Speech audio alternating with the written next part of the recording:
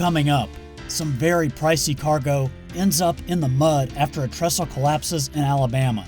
We'll talk about what happened out here, and I'll explain what NASA uses this special train for. All that and more is next.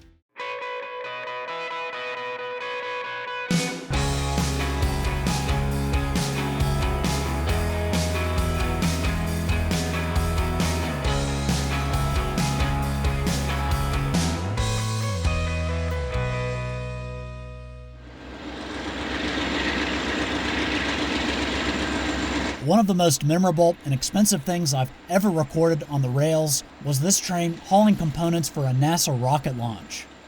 You know, I think we can all agree, when you need something really big shipped over land, the railroad is probably who you should call. I doubt I'll ever see anything like this in person again. The train was hauling 10 booster motor segments for NASA's SLS, or Space Launch System. These will eventually be used to get NASA's Artemis II mission into space. That mission will take 4 astronauts around the moon and back. Here's footage from the unmanned Artemis I mission that launched on November 16, 2022. And liftoff of Artemis I. We rise together, back to the moon and beyond. The 2 solid rocket boosters are on either side of the brown SLS core stage. Confirmation that the solid rocket boosters have separated. Although the Artemis program has been delayed, the goal is ultimately to get humans back on the moon and pave the way for missions to Mars. I saw Norfolk Southern train 056 passing through Atlanta, Georgia, back in September 2023 on its way to the Kennedy Space Center in Florida.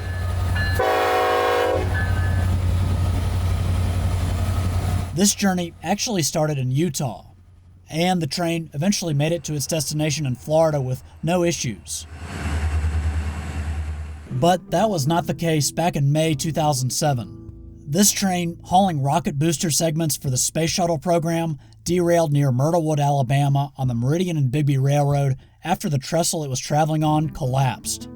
Workers had actually just finished repairing the trestle shortly before it came down, and the area had seen heavy rains leading up to the accident. The recovery would be a challenge. The area was remote and the cargo was fragile, to say the least. Contractor R.J. Corman was called in to help with the cleanup. As you can see, some of the cars remained upright and did not drop when the trestle collapsed. According to a Federal Railroad Administration accident investigation report, quote, the accident was caused by the rotation of several of the timber bents of Bridge 48.8 owing to their initial out-of-plumb condition and lack of longitudinal bracing under a train load that exceeded the nominal capacity of the bridge. The timber bents they're referring to are these temporary cribbing supports. The FRA described the construction of these as standard grade cross ties laced together hogpen style. 6 people were injured, and some of those injuries were serious. In total, 2 locomotives, 1 passenger coach, 4 flat cars carrying the rocket boosters, and 3 other cars derailed. Now, typically a derailment on a short line railroad does not make national news, but this was much different. A railroad bridge, it collapsed, and just as a train was about to go across it. As you can see, the story was so big, CNN actually did a couple of segments breaking down what happened. Of course, this was before the Space Shuttle program was discontinued. And, if you didn't know, the solid rocket boosters provided most of the thrust needed to get the shuttle into space. Booster ignition and the final liftoff of Discovery. A tribute to the dedication, hard work, and pride of America's Space Shuttle team. Ultimately, the boosters would be jettisoned before the shuttle reached orbit. They would later be recovered and reused. And here's one of the special ships that recovered the SRBs. Now, these rockets use solid propellant, and this fuel is basically the consistency of a pencil eraser. It's very stable and needs a serious detonation to ignite. And that was good news for the booster segments involved in the derailment. On these trains, the booster segments are transported in these white fiberglass clamshell-like casings, and they're eventually unloaded at the Kennedy Space Center. Between the booster segments are boxcars. They're reportedly loaded with concrete to help distribute the weight of the train and improve train handling. The lead boxcar here has rounded bars on the outside to ensure the loads behind it can clear obstacles. In addition to the specialized cars that haul the booster segments, the train that derailed pulled this sleeper coach, the Warrior River. It was carrying NASA contractors monitoring the shipment. Now, these trains make quite a long journey. They go from a facility in Utah cross-country to Florida.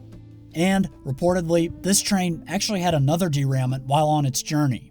It happened in Kansas, but the train was able to continue. Following this major derailment in Alabama, NASA's team evaluated monitoring equipment housed in all the cars carrying the booster segments. It was ultimately determined that the components towards the rear of the train were safe to be sent to the Kennedy Space Center. And the components carried by the cars that were on the part of the trestle that collapsed were sent back to Utah for evaluation. Believe it or not, railroads have always played an important role in NASA's missions to space. The Kennedy Space Center in Cape Canaveral, Florida, actually has its own railroad, and they used to run locomotives painted in NASA colors. Now, if you want to learn more about this operation and the other ways trains are used to get people into space, check out this short documentary I produced. Just click on the link in the end screen. Anyway, that's it for now. I'd encourage you to subscribe to the channel if you haven't already, and as always, thanks for watching, and I'll see you next time.